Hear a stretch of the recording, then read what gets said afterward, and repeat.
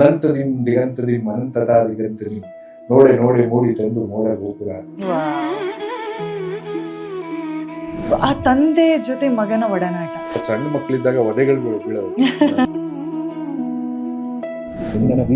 ಅದರ ನೀತಿಗೆ ಚೆಲುವು ಕನಸಿನ ಜವನಿಕೆ. ಈ ಹಾಡನ್ನ ಅಶ್ವಥ್ ಸರ್ ಅವ್ರು ಕೇಳಿ ಅದಕ್ಕೆ ಒಂದು ಲೆಟರ್ ಬರೆದು ತುಂಬಾ ಚೆನ್ನಾಗಿ ಅದ್ಭುತವಾಗಿ ಹಾಡಿದಿರ ಪಂಚಮ್. ಅವಕಾಶಗಳು ಬೇಗ ಬಂದ್ರೆ ಒಂದು ರೀತಿಯಲ್ಲಿ ಪಾಸಿಟಿವ್ ಹೌದು, ಇನ್ನೊಂದು ದೊಡ್ಡ ರೀತಿಯ ಜವಾಬ್ದಾರಿ. ಚಲಿಸುವ ಮೋಡಗಳು ಪುನೀತ್ ರಾಜ್ಕುಮಾರ್ ಅವ್ರದ್ದು ಹಾಡು ಕಾಣದಂತೆ ನಮ್ಮ ಶಿವ ಕೈಲಾಸ ನಿಮಗೆ ತುಂಬಾ ಆಪ್ತ, ತುಂಬಾ ಇಷ್ಟ ಆಗುವಂತ ಸಾಹಿತಿ ಮತ್ತು ಸಾಹಿತ್ಯ ಯಾವುದು? ಬೇಂದ್ರೆ ಅವ್ರು ತಗೊಂಡ್ರೆ ತುಂಬಾ ಸಂಗೀತಕ್ಕೆ ಯಾವುದೇ ತರದ ಬ್ಯಾರಿಕೇಡ್ ಇರಲಿಲ್ಲ. ಎಷ್ಟೋ ಕಲಾವಿದರಿಗೆ ನಮ್ಮ ನೆಚ್ಚಿನ ಫೀಲ್ಡ್ ಅಲ್ಲೇ ಇಳಿಲಿಕ್ಕೆ ತುಂಬಾ ಭಯ ಇರುತ್ತೆ. ನಮ್ಮ ತಂದೆಯನ್ನು ಒಂದು ಲೇಬಲ್ ಇತ್ತಲ್ಲ, ಸೊ ಹಾಗಾಗಿ ಈ ಶಾಸ್ತ್ರೀಯ ಸಂಗೀತದ ಕಲಿಕೆ ಈ ಸುಗಮ ಸಂಗೀತ ಗಾಯಕರಿಗೆ ಪ್ಲಸ್ ಆಗುತ್ತಾ? ನಿಮ್ಮ ಕ್ವಶನ್ ಚೆನ್ನಾಗಿದೆ. ಸುಗಮ ಸಂಗೀತ ಅಂದ ತಕ್ಷಣ ಓಕೆ ಎಲ್ಲರೂ ಹಾಡ್ಬೋದು ಅನ್ನೋದು ತಲೆಯಲ್ಲಿ ಬಂದು ಮಾತನಾಡಿ ಭಾಷೆ ಬೆಳೆಯುತ್ತೆ. ಹಾಗೆ ಹಾಡಿ ಹಾಡಿ ಗಾನ ಸಂಭ್ರಮ ಸಂಗೀತದ ಸಂಸ್ಥೆಯನ್ನು ಕಟ್ಟಿದೆ. ಚಡಿಗಿಟಿ ಹಾಕಿಕೊಂಡು ಕುದುರೆ ಮೇಲೆ ಕುಳಿತುಕೊಂಡು ಲಗಾಮಿ ಹಿಡಿದುಕೊಂಡು high high high high high.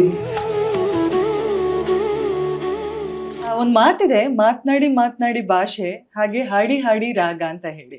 So ಈ ಎರಡರಲ್ಲೂ ಕೂಡ ತುಂಬಾ ಬೇಗನೆ ಕಾಣಿಸಿಕೊಂಡಂತಹ ಒಬ್ಬ ಅದ್ಭುತ ಗಾಯಕ ಇವತ್ತು ನನ್ನ ಎದುರುಗಡೆ ಇದ್ದಾರೆ.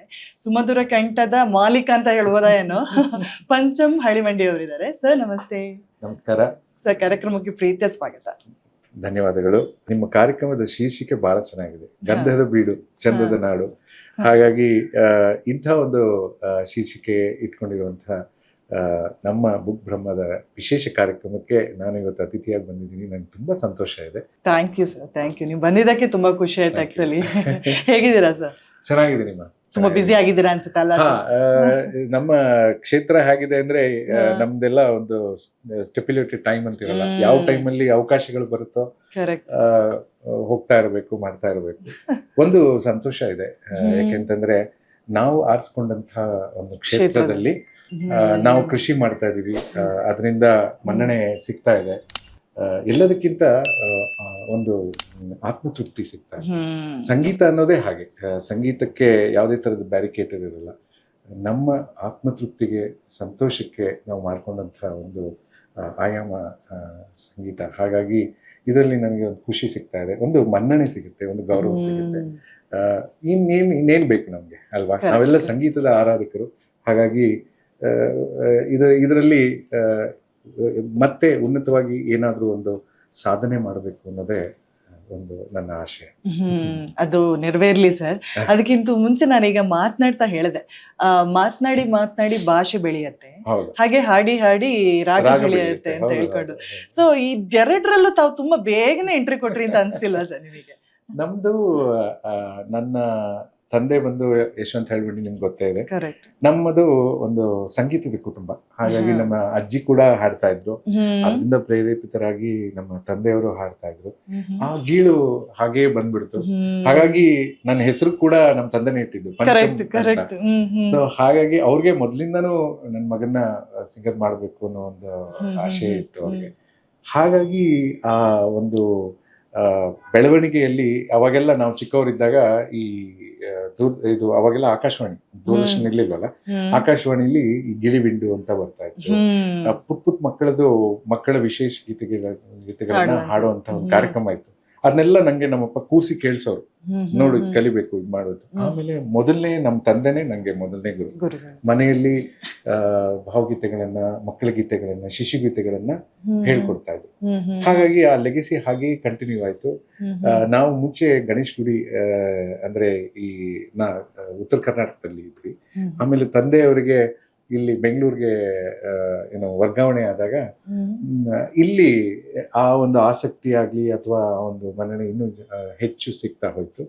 ಹಾಗಾಗಿ ಚಿಕ್ಕ ವಯಸ್ಸು, ನಾನು ಒಂದು 5ನೇ ವರ್ಷದ ಇದ್ದಾಗ್ಲಿಂದಾನೇ ನನ್ನ ಬಾಲ್ಯದ ಸಂಗೀತದ ಮತ್ತು ಆಕ್ಟಿಂಗ್ ಮಾಡುವಂತ ಇದು ಎಲ್ಲ ನನಗೆ ಬಹಳ. ನೀವು ಅದೇ ಈಗ ಮಾತನಾಡ್ತಾ ಹೇಳಿದ್ರಿ ತಂದೆಯವರು ಯಶವಂತ ಹಳಿಮಂಡಿ ಅವರು ಪ್ರಖ್ಯಾತ ಸುಗಮ ಸಂಗೀತ ಗಾಯಕರು, ಎಲ್ರಿಗೂ ಗೊತ್ತಿರುವಂತವ್ರೆ. ಸೊ ಆ ತಂದೆ ಜೊತೆ ಮಗನ ಒಡನಾಟ, ಸೊ ಅದನ್ನ ನಾವು ನೆನಪಿಸ್ಕೊಳ್ಳೇಬೇಕು, ಅದ್ರ ಬಗ್ಗೆ ಮಾತನಾಡಲೇಬೇಕು. ಯಾಕೆಂತಂದ್ರೆ ಈಗಲೇ ಹೇಳಿದ್ರಿ ಬಾಲ್ಯದಲ್ಲೇ ತಂದೆ ಪ್ರತಿದಿನ ಆಕಾಶವಾಣಿಯಲ್ಲಿ ಬರ್ತಿರುವಂತ ಗೀತೆಗಳನ್ನ ಕೇಳಿಸ್ತಾ ಇದ್ರು ಅಂತ ಹೇಳಿ. ಸೊ ಆ ಒಂದು ಮೆಮೊರಿ ಇದೆಯಲ್ಲ ಸರ್, ನೆನ್ಸ್ಕೊಂಡಾಗ ಏನ್ ಅನ್ಸುತ್ತೆ ನಿಮಗೆ? ಯಾವ್ದು ತುಂಬಾ ಕಾಡುತ್ತೆ ತಂದೆಯವರ ನೆನಪು? ಬಹಳಷ್ಟು ವಿಷಯಗಳು. ನಮ್ಮ ತಂದೆ ಅಂತಂದ್ರೆ ಒಂಥರ ಹಿ ಈಸ್ ಎ ಪರ್ಫೆಕ್ಷನಿಸ್ಟ್. ಅಂದ್ರೆ ಎಲ್ಲಾ ವಿಷಯದಲ್ಲೂ ಕೂಡ, ಒಂದು ಹಾಡು ಕಲಿಯೋ ವಿಷಯ ಆಗ್ಲಿ, ಅಥವಾ ಒಂದು ಊಟದ ವಿಷಯ ಆಗ್ಲಿ, ಅಥವಾ ಇನ್ನೊಬ್ಬರ ಜೊತೆ ಮಾತಾಡುವಂತ ವಿಷಯ ಆಗ್ಲಿ, ಅಥವಾ ಎಲ್ಲಾದ್ರಲ್ಲೂ ಬಹಳ ಡಿಸಿಪ್ಲಿನ್ಡ್ ಇರಬೇಕು. ಆಮೇಲೆ ಬಹಳ ಸ್ಟ್ರಿಕ್ಟ್. ನಮ್ಗೆಲ್ಲ ಅವಾಗೆಲ್ಲ ಸಣ್ಣ ಮಕ್ಳಿದ್ದಾಗ ಒದೆಗಳು ಬೀಳೋವು, ಸರಿಗೆ ಹಾಡ್ಲಿಲ್ಲ ಅಂದ್ರೆ ಹೊಡಿಯೋರು. ಆತರ ನಮ್ಮನ್ನ ಬೆಳೆಸಿದ್ರು. ಅಂದ್ರೆ ಯಾಕೆ ಆತರ ಮಾಡ್ತಾ ಇದ್ರು ಅಂದ್ರೆ, ಅವರಿಗೆ ಆ ಒಂದು ಮಗನ ಒಂದು ಬೆಳವಣಿಗೆ ಹೀಗೆ ಇರಬೇಕು, ಹೀಗೆ ಮಾಡಬೇಕು. ಯಾಕೆಂದ್ರೆ ನಿಮ್ಗೂ ಗೊತ್ತು, ಹಳೆ ಕಾಲದವರೆಲ್ಲ ಒಂದು ಸಿದ್ಧಾಂತ ಇಟ್ಕೊಂಡೇ ಬದುಕ್ತಾ ಇರ್ತಾರೆ.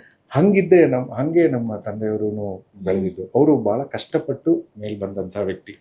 ಹಾಗಾಗಿ ಅವ್ರಿಗೆ ಈ ಆದರ್ಶಗಳನ್ನ, ಜೀವನದಲ್ಲಿ ಒಂದು ಆದರ್ಶಗಳನ್ನ ಮೂಡಿಸ್ಕೊಂಡು ಜೀವನ ಮಾಡ್ಬೇಕು, ಅದೇ ತರ ನನ್ನ ಮಗನು ಬೆಳಿಬೇಕು ಅನ್ನೋ ಒಂದು ಆಶಯ ಇತ್ತು ಅವ್ರಿಗೆ. ಹಾಗಾಗಿ ಚಿಕ್ಕ ಹುಡುಗನ ಆದಾಗ್ನಿಂದಾನೇ ನನ್ನನ್ನ ಅದೇ ತರ ಬೆಳೆಸಕ್ಕೆ ಪ್ರಯತ್ನ ಪಟ್ರು. ನನಗೆ 5ನೇ ವರ್ಷ ಇರ್ಬೇಕಾದ್ರೆ ಅವಾಗೆಲ್ಲ ಏನು ಅಂತಂದ್ರೆ, ನನಗೆ ಚೆನ್ನಾಗಿ ಪ್ರಾಕ್ಟೀಸ್ ಮಾಡಿಸಿ ಎಲ್ಲ ಮಾಡಿ ಕಲಿಸಿ 1-2 ಸಾಂಗ್ ಯಾವಾಗ್ಲೂ ಹಾಡ್ತಿದ್ದೆ. ನಮ್ಮ ತಂದೆಯವರ ಕಾರ್ಯಕ್ರಮದಲ್ಲಿ 2 ಸಾಂಗ್ ಅಂತೂ ಇರೋದು. ಆಚೆ ಮನೆಯ ಸುಬ್ಬಮ್ಮನಿಗೆ ಏಕಾದಶಿ ಉಪವಾಸ, ಚೆಲ್ವಿ ಎಂದು ಅತಿಯಾಸೆ ಪಡಬೇಡ ಅಂತ. ಈ 2 ಸಾಂಗ್ ನ 1000 ಸರಿ ಹಾಡ್ಸೋರು, ಪ್ರಾಕ್ಟೀಸ್ ಮಾಡಿಸೋರು. ಅವ್ರಿಗೆ ತುಂಬಾ ಇಷ್ಟ ಆಯ್ತು ಅವ್ರಿಗೆ ಆ ಹಾಡು. ಆಮೇಲೆ ಈ ಕಾಣದಂತೆ ಮಾಯವಾದನು, ಅವಾಗ ತಾನೇ ಇದು ಬಂದಿತ್ತು, 2 ಕನಸಲ್ಲ, ಅದು ಚಲಿಸುವ ಮೋಡಗಳು, ಪುನೀತ್ ರಾಜ್ಕುಮಾರ್ ಅವ್ರದ್ದು ಹಾಡು. ಅದು ಕಾಣದಂತೆ ಮಾಯವಾದನು. ಈ 3 ಸಾಂಗ್ ಯಾವಾಗ್ಲೂ ಪ್ರಾಕ್ಟೀಸ್ ಮಾಡಿಸೋರು ನನಗೆ. ಆಮೇಲೆ ಅವ್ರ ಕಾರ್ಯಕ್ರಮದಲ್ಲಿ ಹಾಡಿಸ್ತಾ ಇದ್ರು. ಅವಾಗೆಲ್ಲ ಏನಂತಂದ್ರೆ, ಈಗಿನಷ್ಟು ಸಫಿಸ್ಟಿಕೇಟೆಡ್ ಇದಿರ್ಲಿಲ್ಲ, ಮೈಕ್ಸ್ಗಳಿರ್ಲಿಲ್ಲ.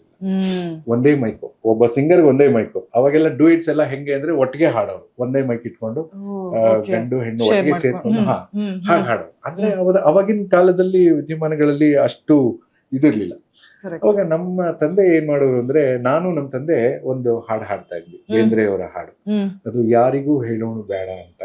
ತಂದೆ ಮಗನ ಅಂದ್ರೆ ತಂದೆ ಮಗುವ ಒಂದು ಸಂಭಾಷಣೆ ತರ ಇರುವಂತ ಹಾಡು. ಅದು ನನ್ಗೆ ಈಗ್ಲೂ ಜ್ಞಾಪಕ ಇದೆ. ನಾನು ಬಹಳ ಚಿಕ್ಕವನು. ಅದು ಯಾವಾಗ್ಲೂ ಒಂದು ಸ್ಟ್ಯಾಂಡಿಂಗ್ ಮೈಕ್ ಇಟ್ಬಿಟ್ಟು ನನ್ನ ಅವ್ರ ಲೆವೆಲ್ಗೆ ಒಂದು ಸ್ಟೂಲ್ ಇಟ್ಬಿಟ್ಟು ನನ್ನನ್ನ ಅಲ್ಲಿ ನಿಲ್ಸಿ ನನ್ನ ಹೆಗಲ್ಗೆ ಹಿಂಗ್ ಹಾಕೊಂಡು ಈ ಮೈಕಲ್ಲಿ ಹಿಂಗ್ ಹಾಡೋದು ನಾವು. ಅದು ನನ್ಗೆ ಯಾವತ್ತೂ ಮರೆಯಕ್ಕಾಗಲ್ಲ. ಯಾಕೆಂದ್ರೆ ಯಾವಾಗ್ಲೂ ನನ್ಗೆ ಆತರ ಮಾಡೋದು. ಆಮೇಲೆ ನಾನು ಸರಿಗ್ ಹೇಳಿಲ್ಲ ಅಂದ್ರೆ ಆ ಕಡೆ ಈ ಕೈಯಿಂದ ಹಿಂಗ್ ಅನ್ನೋದು, ಸರಿ ಹಾಡೋದು. ನಾನು ಆ ಕಡೆ ಈ ಕಡೆ ಎಲ್ಲವೋ ನೋಡ್ಕೊಂಡು ಹಾಡ್ತಾ ಇರ್ತಾ ಇದ್ದೆ. ಸೊ ಅವಾಗ ಮೈಕ್ ಮುಂದೆ ಇದೆ ಅಂತ ಇದೆಲ್ಲ ಮಾಡೋರು. ಹಂಗೆ ಒಂಥರ ಅವೆಲ್ಲ ಮರೆಯಕ್ಕಾಗದೆ ಇರೋ.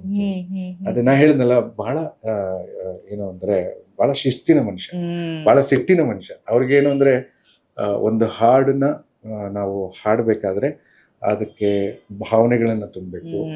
ಆಮೇಲೆ ಸಾಹಿತ್ಯ, ಕವಿಗಳು ಬರೆದಿರುವಂತಹ ಕವಿತೆಗಳನ್ನ ಸಾಹಿತ್ಯಬದ್ಧ ಯಾವುದನ್ನು ತಪ್ಪಬಾರದು. ಯಾಕೆಂತಂದ್ರೆ ಕನ್ನಡದಲ್ಲಿ ಒಂದು ದೀರ್ಘನೋ ಒಂದು ಇದನ್ನ ನಾವು ಬೇರೆ ಮಾಡ್ಬಿಟ್ರೆ ಅರ್ಥನೇ ಬೇರೆ ಆಗ್ಬಿಡುತ್ತೆ.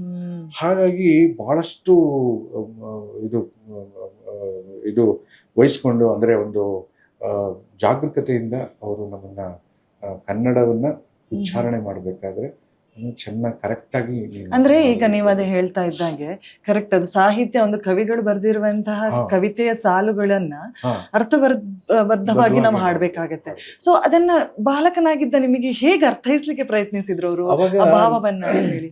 ನನಗೆ ಅವಾಗ ಕೊಡ್ತಾ ಇದ್ದಿದ್ದ ಹಾಡು ಒಂಥರ ಈ ಶಿಶುಗೀತೆಗಳಂತದ್ದು. ಸೊ ಹಾಗಾಗಿ ನಮ್ಗೆ ಅದ್ರ ಬಗ್ಗೆ ಅಷ್ಟು ಈ ಭಾವನಾತ್ಮಕವಾಗಿ ಹಾಡ್ಬೇಕು ಅನ್ನುವಂತ ಒಂದು ಅರಿವು ಇರ್ಲಿಲ್ಲ. ಯಾಕಂದ್ರೆ ಅವಾಗ ಇನ್ನು ಚಿಕ್ಕ ಹುಡುಗ ಅಲ್ವಾ, ವಾಯ್ಸ್ ಚೆನ್ನಾಗಿತ್ತು ಅನ್ನೋ ಒಂದೇ ಒಂದು ಇದರಿಂದ ಅದೇ ತರದ ಗೀತೆಗಳು. ಇವಾಗ ನೋಡಿ, ಆಚೆ ಮನೆಯ ಸುಬ್ಬಮ್ಮನಿಗೆ ಏಕಾದಶಿ ಉಪವಾಸ, ಅದ್ರಲ್ಲಿ ಬರೀ ತಿಂಡಿ ಹಾಡುಗಳೇ. 3-4 ಬಾಳೆಹಣ್ಣು, ಸ್ವಲ್ಪ ಚಕ್ಕುಲಿ ಕೊಡುಬಳೆ, ಗಂಟೆಗೆ 2 ಸೀಬೆ ಹಣ್ಣು, ಆಗಾಗ ಒಂದೊಂದು ಕಿತ್ತಲೆ. ಇದು ಜನಗಳಿಗೆ ಏನಾಗೋದು ಅಂದ್ರೆ, ನಾನು ಹಾಡ್ಬೇಕಾದ್ರೆ ಆ ಪ್ರೆಸೆಂಟೇಶನ್ ಬಾಡಿ ಲ್ಯಾಂಗ್ವೇಜು 3-4 ಬಾಳೆಹಣ್ಣು ಸ್ವಲ್ಪ ಚಕ್ಕುಲಿ ಕೋಡು ಬಳೆ ಇವೆಲ್ಲ ಮಾಡ್ತಾ ಇದ್ನಲ್ಲ, ಅದು ಜನಗಳಿಗೆ ಆ ಬಾಡಿ ಲ್ಯಾಂಗ್ವೇಜ್ ಪ್ರೆಸೆಂಟೇಶನ್ ಅಟ್ರಾಕ್ಟ್ ಆಗ್ತಾ ಇದೆ. ಹಾಗೆ ಸಾಕಷ್ಟು ಒಂದು 8-10 ವರ್ಷ ಇದೇ ತರ ಶಿಶುಗೀತೆಗಳನ್ನ ಹಾಡ್ತಾ ಇದ್ದೆ. ಶಿಶುಗೀತೆ ಇದ್ದಾಗ ನನ್ಗೆ ಜ್ಞಾಪಕ ಬರೋದು ಸಿ ಅಶ್ವಥ್ ಸರ್. ಯಾಕೆಂತಂದ್ರೆ ಅವರ ಹಲವಾರು ಶಿಶುಗೀತೆಗಳಿಗೆ ನಾನು ಧ್ವನಿ ಕೊಟ್ಟೆ. ಆಮೇಲೆ ಈಗ ಬಂದಿರುವಂತಹ ಈಗ ಪ್ರಚಲಿತವಾದಂತ ಅವಾಗ ತುಂಬಾ ಫೇಮಸ್ ಆಗಿದ್ದು ಬಾಳ ಒಳ್ಳೆಯವ್ರು ನಮ್ಮ, ಆಮೇಲೆ ಕಂದನ ಕಾವ್ಯ ಅಂತ ಒಂದು ಮಕ್ಕಳ ಇದು ಬಂತು, ಅದಕ್ಕೂ ಹಾಡಿದೆ ನಾನು. ಹೀಗೆ ಬಹಳಷ್ಟು ಶಿಶುಗೀತೆಗಳನ್ನ ನಾನು ಹಾಡಿದ್ದೀನಿ. ಇವತ್ತಿಗೂ ಅವೆಲ್ಲ ಬಣ್ಣದ ತಗಡಿನ ತುತ್ತೂರಿ, ಕಾಸಿಗೆ ಕಣ್ಣು ಕಸ್ತೂರಿ, ಈ ತರ ಹಾಡುಗಳೆಲ್ಲ ಅವಾಗ ಅಶ್ವಥ್ ಸರ್ ಹಾಡ್ಸೋರು. ನಾನು ಅರ್ಚನಾ ಉಡುಪ, ಆಮೇಲೆ ಮಾಸ್ಟರ್ ಮಂಜುನಾಥ್, ನಾವೆಲ್ಲ ಒಂದು ಗ್ರೂಪ್, ಎಲ್ಲ ಒಂದೇ ಏಜ್ ನವರು. ಸೊ ನಾವ್ 5-6ನೇ ಕ್ಲಾಸ್ ಏನೋ ಅವಾಗ, ತುಂಬಾ ಚಿಕ್ಕ ಹುಡುಗ. ಸೊ ನಾವೆಲ್ಲ ಸೇರಿ ಅವಾಗೆಲ್ಲ ಏನು ಅಂದ್ರೆ ಒಂದೊಂದು ರೆಕಾರ್ಡಿಂಗ್ ಒಂದ್ 3 ದಿನ 4 ದಿನ ನಡೆಯೋದು. ಅಶ್ವಥ್ ಸರ್ ನಮ್ಮನ್ನೆಲ್ಲ ಅಷ್ಟು ಪ್ರೀತಿಯಿಂದ ನೋಡ್ಕೊಳ್ಳೋರು. ಮಕ್ಕಳು ಅಂದ್ರೆ ಬಹಳ ಇಷ್ಟ ಅವ್ರಿಗೆ. ಆಮೇಲೆ ಅವ್ರಿಗೆ ಆಗಿನ ಕಾಲಕ್ಕೆ ಕ್ಯಾಡ್ಬರೀಸ್ ಚಾಕ್ಲೇಟ್ ಬರೋದು ಇಷ್ಟು ಉದ್ದದು ಆಗಿನ ಕಾಲಕ್ಕೆ. ಅದು ಒಂಥರ ಒಂದು ಪ್ರೈಡ್ ಮೂಮೆಂಟ್ ನಮ್ಗೆ. ಯಾಕಂದ್ರೆ ಅದು ಎಲ್ರು ನಮ್ ತಂದೆ ಅಂತೂ ಕೊಡಿಸ್ತಾನೆ ಇರ್ಲಿಲ್ಲ, ಎಲ್ಲ ಚಿಕ್ಕ ಚಿಕ್ಕ ತಗೊಳ್ಳೋದು ನಾವು. ಬಟ್ ಅದು ಇಷ್ಟು ಉದ್ದದು, ಅದನ್ನ ಅಶ್ವಥ್ ಸರ್ ಕೊಡ್ಸೋರು, ಎಲ್ಲಾ ಮಕ್ಳು ಕೊಡ್ಸಿ ಹಾಡ್ಸೋದು. ನಾವು ಚೆನ್ನಾಗಿ ಹಾಡ್ಬಿಡ್ತಾ ಇದ್ವಿ. ನಾವು ಅದನ್ನಂತೂ ನಾನು ಒಂದು ವಾರ ಇಟ್ಕೊಂಡು ತಿಂತಾ ಇದ್ದೆ, ತಿನ್ನೋದು. ಯಾಕೆಂದ್ರೆ ನಮ್ಗೆ ಖುಷಿ. ಆಮೇಲೆ ಅಶ್ವಥ್ ಸರ್ ನಾನು ತುಂಬಾ ಚಿಕ್ಕವನು, ನನ್ನನ್ನು ಎತ್ಕೊಂಡಿದ್ರು. ಅದೆಲ್ಲ ಮೆಮೊರೀಸ್ ನನಗೆ, ಅದೆಲ್ಲ ಮೆಮೊರೀಸ್. ಅವರು ನಾನು ದೊಡ್ಡವನಾದ್ಮೇಲೆ ಅವ್ರು ನನ್ನ ಜೊತೆ ಅವ್ರು ನನ್ನನ್ನು ಕರೆಸಿ ಹಾಡ್ಸಿದ್ರು, ಅದೆಲ್ಲ ಇತಿಹಾಸ. ಬಟ್ ನಾವು ಚಿಕ್ಕವರಿದ್ದಾಗ ಆ ದಿನಗಳು ಇನ್ನು ಕಣ್ಣು ಕಟ್ಟಿದಂಗಿದೆ. ತುಂಬಾ ಒಳ್ಳೊಳ್ಳೆ ಏನು ಸಂಗೀತ ನಿರ್ದೇಶಕರ ಜೊತೆ ನಾನು ಕೆಲಸ ಮಾಡಿದೆ ಅನ್ನೋದು ಸಂತೋಷ. ಬಾಲ್ಯದಲ್ಲಿ ಹಾಡಿದಂತ ಆಗ ಹೇಳಿದಂತೆ ಸಾಂಗ್ ಯಾವ್ದಾದ್ರು ಒಂದು ಹಾಡಿ ತೋರಿಸಬಹುದಾ ಸರ್? ಕಂದನ ಕಾವ್ಯದ್ದೊಂದು ನಮ್ಮ ಜಯಶ್ರೀ ಅರವಿಂದ್ ಅವರ ಸಂಗೀತ ನಿರ್ದೇಶನದಲ್ಲಿ ಆದಂತ ಒಂದು ಹಾಡಿದು. ಚಡ್ಡಿ ಗಿಡ್ಡಿ ಹಾಕಿಕೊಂಡು ಕುದುರೆ ಮೇಲೆ ಕುಳಿತುಕೊಂಡು ಲಗಾಮಿ ಹಿಡಿದುಕೊಂಡು ಹೈ ಹೈ ಹೈ, ಲಂಗ ಗಿಂಗ ಹಾಕಿಕೊಂಡು ಕುದುರೆ ಮೇಲೆ ಕುಳಿತುಕೊಂಡು ಅಣ್ಣನ ಸೊಂಟ ಹಿಡಿದುಕೊಂಡು ಹೈ ಹೈ ಹೈ, ಈ ತರ ಹಾಡು. ಆಮೇಲೆ ಅಮ್ಮ ನಂಗೆ ಮರೀದೆ ಕೋಡೆ ಕಾಯಿ ಬೆಲ್ಲ, ಇಲ್ದೆ ಹೋದ್ರೆ ಬೆಳಿಗ್ಗೆ ಬೇಗ ಎಚ್ಚರ ಆಗಲ್ಲ, ಬೇಕು ನಂಗೆ ಪ್ಯಾಂಟು ಕೋಟು ಬೂಟು ಎಲ್ಲ, ಸ್ಮಾರ್ಟ್ ಬಾಯ್ ಅಂದ್ಮೇಲೆಲ್ಲ ಇರ್ಲೇಬೇಕಲ್ಲ. ನೋಡಿ, ಈ ತರ ಹಾಡುಗಳನ್ನ ಅವಾಗ ಬಹಳ ಪ್ರಚಲಿತ ಆಗೋಯ್ತದೆ. ಸೊ ಹಾಗಾಗಿ ಅದು, ಆಮೇಲೆ ಹಾಗೆ ಎಷ್ಟೊಂದು ಗೀತೆಗಳು. ಆಮೇಲೆ ಈ ಬಹಳ ಒಳ್ಳೆ ನಮ್ಮಿಸ್ ಅನ್ನೋದು, ಅದಕ್ಕೆ ಕೋರಸ್ ಎಲ್ಲ ನಾವೇ ಹಾಡಿರೋದು. ಛಾಯಾ ಮೇಡಮ್ ಮೇನ್ ಸಿಂಗಿಂಗ್ ಮಾಡಿದ್ರು, ಅವ್ರ ಹಿಂದೆ ನಾವು ಕೋರಸ್ ಸಿಂಗಿಂಗ್ ಎಲ್ಲ ಮಾಡ್ತಾ ಇದ್ವಿ. ಅದು ಇಷ್ಟು ಬಣ್ಣದ ತಗಡಿನ ತುತ್ತೂರಿ, ಕಾಸಿಗೆ ಕೊಂಡನು ಕಸ್ತೂರಿ, ಈ ತರದ್ದು ಹಾಡುಗಳು. ಅವಾಗೆಲ್ಲ ಸಾಕಷ್ಟು ಹಾಡುಗಳನ್ನ ಧ್ವನಿ ಸಾಂದ್ರಿಕೆಗಳು, ಅವಾಗ ಧ್ವನಿ ಕ್ಯಾಸೆಟ್ಗಳು ಬರೋದು, ಅವಾಗ ಕ್ಯಾಸೆಟ್ ಯುಗ ಅವಾಗ. ಸೊ ಹಾಗಾಗಿ ಒಂದು 8-10 ಮಕ್ಕಳ ಕ್ಯಾಸೆಟ್ಗಳಿಗೆ ಹಾಡಿದೆ. ಅದು ಹಾಡ್ತಾನೆ 1-2 ಕಡೆ ನನ್ನ ಇನ್ವಾಲ್ವ್ಮೆಂಟ್ ನೋಡಿ ಒಂದಿಬ್ರು ನಮ್ಮ ತಂದೆಗೆ, ಇಲ್ಲ ಅವನು ಆಕ್ಟ್ ಮಾಡ್ತಾನೆ, ಅವನ ಹತ್ರ ನಾನು ಆಕ್ಟ್ ಮಾಡಿಸ್ಬೇಕು ಅಂತ ಹೇಳಿ ಮಲೆನಾಡಿನ ಚಿತ್ರಗಳು ಅಂತ ಒಂದು, ಕಂದನ ಕಾವ್ಯ ಅಂತ ಒಂದು ಶಾರ್ಟ್ ಇದು ಬಂತು, ಧಾರಾವಾಹಿಗಳು ಬಂತು. ಅದರಲ್ಲಿ ನನ್ನನ್ನ ಇದು ಮಾಡಿದ್ರು. ಜಾಗೃತಿ ಅಂತ ಒಂದು ಸೀರಿಯಲ್ಗೆ ನನಗೆ ತಗೊಂಡ್ರು. ಅದರಲ್ಲಿ ಶ್ರೇಷ್ಠ ಬಾಲನಟ ಪ್ರಶಸ್ತಿ ಕೂಡ ಬಂತು ನನಗೆ. ಸೊ ಹಾಗಾಗಿ ಇದೆಲ್ಲ ನಾನು ಒಂದು 8ನೇ ಕ್ಲಾಸ್ ಅಷ್ಟೊತ್ತಿಗೆ ಇಷ್ಟೆಲ್ಲ ಆಗೋಗಿತ್ತು. ನಾನು ಅದೇ ಕೇಳ್ಬೇಕು ಅನ್ಕೊಂಡೆ. ಸೊ ಅವಕಾಶಗಳು ಬೇಗ ಬಂದ್ರೆ, ಒಬ್ಬ ಕಲಾವಿದನಾಗಿ ನಿಮ್ಮ ಹತ್ರ ಕೇಳೋದಾದ್ರೆ, ಅವಕಾಶಗಳು ಬೇಗ ಬಂದ್ರೆ ಒಂದು ರೀತಿಯಲ್ಲಿ ಪಾಸಿಟಿವ್, ಹೌದು. ಇನ್ನೊಂದು ದೊಡ್ಡ ರೀತಿಯ ಜವಾಬ್ದಾರಿ, ಅನ್ನು ಮುಂದುವರಿಸ್ಕೊಂಡು ಹೋಗುವಂತದ್ದು ಅಷ್ಟೇ ದೊಡ್ಡ ಜವಾಬ್ದಾರಿ. ಅವಾಗ ಅದೇ ಒಂದು ನಮ್ಮ ತಂದೆ ಪೀಕ್ ಟೈಮ್ ಅದು, ಅವರು ಕೂಡ ಕಾರ್ಯಕ್ರಮಗಳು ಅದು ಇದು ಅಂತೆಲ್ಲ ಮಾಡೋರು. ಅದೇ ನಿಟ್ಟಿನಲ್ಲಿ ನಾನು ಆ ಟೈಮ್ ನನಗೆ SSLC ಬೇರೆ, ಅವಾಗ 8ನೇ ಕ್ಲಾಸು 9ನೇ ಕ್ಲಾಸಲ್ಲಿ ಇದ್ದೆ. ಸೊ ಹಾಗಾಗಿ ಓದು ಜೊತೆಗೆ ಹಾಡು, ಜೊತೆಗೆ ನಮ್ಮ ತಂದೆಯವರ ಜೊತೆ ಕಾರ್ಯಕ್ರಮಗಳು ಹೋಗೋದು, ಇದೆಲ್ಲ ಸಾಕಷ್ಟು ಮನೆಯಲ್ಲೇ ಈ ತರ ವಾತಾವರಣ ಇರೋದ್ರಿಂದ ಅವಾಗ ಆ ಒಂಥರ ಒಂದು ಪ್ರಬುದ್ಧತೆ ಬರಕ್ ಶುರು ಆಗ್ತಾ ಇದೆ. ಈ 10ನೇ ಕ್ಲಾಸು ಆಮೇಲೆ ಕಾಲೇಜಿಗೆ ಅಂತ ಬಂದಾಗ ಅಲ್ಲಿ ಕಾಲೇಜಲ್ಲಿ ಕೂಡ ನಮ್ದೇ ಆದಂತ ಒಂದು ಸಾಂಸ್ಕೃತಿಕವಾದಂತ ಗ್ರೂಪ್ ಮಾಡ್ಕೊಂಡು ನಾನು ಗ್ರೂಪ್ ಸಾಂಗ್ಸ್ ನ ಹೇಳ್ಕೊಡೋದು, ಆಮೇಲೆ ಇಂಟರ್ ಕಾಂಪಿಟೇಷನ್ಸ್ಗೆ ಹೋಗಿ ಇದು ಮಾಡೋದು, ಕಾಂಪೀಟ್ ಮಾಡಿ ಪ್ರೈಸಸ್ ತಗೊಂಡ್ಬರೋದು, ಇವೆಲ್ಲ ನಾವು ಮಾಡಿದಾಗ ಆ ಒಂದು ಸಾಂಸ್ಕೃತಿಕವಾದಂತ ಇದು ಬೆಳವಣಿಗೆ ಚೆನ್ನಾಗಾಯ್ತು. ಇನ್ನೊಂದು ಏನಂತಂದ್ರೆ ಸರ್, ಪಂಚಮ್ ಅಂತ ಹೆಸರಿಟ್ಟಿದ್ದಾರೆ ತಂದೆಯವರು. ಸೊ ಆ ಹೆಸರಿಗೆ ತಕ್ಕಂತೆ ನಾವು ಅದೇ ವೃತ್ತಿಯಲ್ಲಿ ಮುಂದುವರಿಬೇಕು ಅನ್ನುವಂತಹ ಏನಾದ್ರು ಪ್ರೆಷರ್ ನಿಮ್ ಮೇಲೆ ಇತ್ತಾ ಅಥವಾ ಪ್ರೀತಿಯಿಂದಾನೇ ಮುಂದುವರಿಸಿದ್ರೆ? ಪ್ರೀತಿಯಿಂದಾನೆ. ನಾನು ಆಕ್ಚುಲಿ ಇಂಜಿನಿಯರಿಂಗ್ ಮಾಡ್ಕೊಂಡು 17-18 ವರ್ಷ ನಾನು ಸಾಫ್ಟ್ವೇರ್ ಇಂಜಿನಿಯರ್ ಆಗಿ ವರ್ಕ್ ಮಾಡಿದೆ. ಅಂದ್ರೆ ಒಂದು ವೋಡೋಫೋನ್ ಅನ್ನುವಂಥ ಕಂಪ್ನಿನಲ್ಲಿ ಟೆಕ್ನಿಕಲ್ ಡಿಪಾರ್ಟ್ಮೆಂಟ್, ಕಲೆಕ್ಷನ್ ಡಿಪಾರ್ಟ್ಮೆಂಟ್ ಎಲ್ಲ ವರ್ಕ್ ಮಾಡಿದೆ. ನಮ್ದು ಏನಾಗ್ಬಿಡೋದು ಅಂದ್ರೆ ಪ್ರೆಷರ್ ಕೆಲಸಗಳು, ನಿಮ್ಗೆ ಗೊತ್ತಲ್ಲ. ಸೊ ಹಾಗಾಗಿ ಎಷ್ಟೋ ಸರಿ ಬೆಳಿಗ್ಗೆ 8 ಗಂಟೆಗೆ ಹೋದ್ರೆ ರಾತ್ರಿ 8 ಗಂಟೆ. ಇದೇ ಎಲೆಕ್ಟ್ರಾನಿಕ್ ಸಿಟಿನಲ್ಲಿ 8-10 ವರ್ಷ ಕೆಲಸ ಮಾಡಿದ್ದೀನಿ. So one point of time ಅಲ್ಲಿ ನನಗೆ ಸಾಕು ಅನಿಸ್ತು. ಯಾಕೆಂತಂದ್ರೆ ಸಾಕಷ್ಟು ಅವಕಾಶಗಳನ್ನ ಬಿಟ್ಬಿಟ್ಟೆ ನಾನು. ನನಗೆ ಬೇರೆ ಹೊರದೇಶಗಳಿಂದ ಎಲ್ಲ ಇದು ಅವಕಾಶಗಳು ಬರೋದು, ಪ್ರತಿಷ್ಠಿತವಾದಂಥ ವೇದಿಕೆಗಳಿಂದ ಅವಕಾಶ ಬರೋದು, ನಮ್ಗೆ ರಜೆಗಳು ಸಿಗ್ತಾ ಇರಲಿಲ್ಲ. ಸೊ ಹಾಗಾಗಿ ನನಗೆ ಕಮಿಟ್ಮೆಂಟು ಅನ್ನೋ ಒಂದು ಇದರಿಂದ ಫ್ಯಾಮಿಲಿ ಕಮಿಟ್ಮೆಂಟ್ಸ್ ಎಲ್ಲ ಇತ್ತು. ಹಾಗಾಗಿ ಕೆಲವು ವರ್ಷಗಳು 17 ವರ್ಷಗಳು ಸುದೀರ್ಘವಾಗಿ ಒಂದು ಕಾರ್ಪೊರೇಟ್ ಕಂಪ್ನಿನಲ್ಲಿ ಕೆಲಸ ಮಾಡಿದೆ. ಅದಾದ್ಮೇಲೆ ಈ ಕೋವಿಡ್ ಬಂದ್ಮೇಲೆ ನನಗೂ ಬೇಡ, ಒಂದು ಸ್ವಲ್ಪ ನನ್ನ ವೃತ್ತಿನಲ್ಲೇ ಹೋಗೋಣ ಅನ್ನುವಂತಹ ಒಂದು ಆಸೆ ನನಗಾಯ್ತು. ಈ 17 ವರ್ಷ ಕೆಲಸ ಮಾಡಿ ಸಡನ್ ಆಗಿ ಇನ್ನೊಂದು ಇದಕ್ಕೆ ವೃತ್ತಿಗೆ ನಾವು ಜಂಪ್ ಮಾಡೋದಿದೆಯಲ್ಲ, ಅದೊಂಥರ ತುಂಬಾ ಕಷ್ಟ. ಹೇಗಿತ್ತು ಸರ್ ಆರಂಭದ ದಿನಗಳು? ಯಾಕೆಂತಂದ್ರೆ ಎಷ್ಟೋ ಕಲಾವಿದರಿಗೆ ನಮ್ಮ ನೆಚ್ಚಿನ ಫೀಲ್ಡ್ ಅಲ್ಲೇ ಇಳಿಲಿಕ್ಕೆ ತುಂಬಾ ಭಯ ಇರುತ್ತೆ. ಆರ್ಥಿಕವಾಗಿಯೂ ಆಗಿರ್ಬೋದು, ಎಲ್ಲಾ ರೀತಿಯಲ್ಲಿ ಚಾಲೆಂಜಿಂಗ್ ಇರುತ್ತೆ. ಎಲ್ಲಾ ರೀತಿಗಿಂತ ಆರ್ಥಿಕವಾಗಿ. ಯಾಕೆಂತಂದ್ರೆ ನನ್ಗೆ ಆಗ ಮಕ್ಕಳು ಒಂದು ಏಜ್ಗೆ ಬರುವಂತಹ ಇದು. ಸೊ ನನ್ನ ಹೆಂಡತಿ ಕೂಡ ಪಾಪ ಸಪೋರ್ಟ್ ಮಾಡೋದು, ಏನು ತೊಂದರೆ ಇಲ್ಲ. ಬಟ್ ಆರಂಭಿಕ ದಿನಗಳಿದೆಯಲ್ಲ, ಅದು ಒಂಥರ ಕಷ್ಟಕರವಾಗಿತ್ತು. ಯಾಕೆಂತಂದ್ರೆ ಆಲ್ ಆಫ್ ಎ ಸಡನ್ ನಾವು 17 ವರ್ಷ ಈ ಕಾರ್ಪೊರೇಟ್ ಮೈಂಡ್ ಸೆಟಪ್ ಅಲ್ಲೇ ಇರ್ತೀವಿ.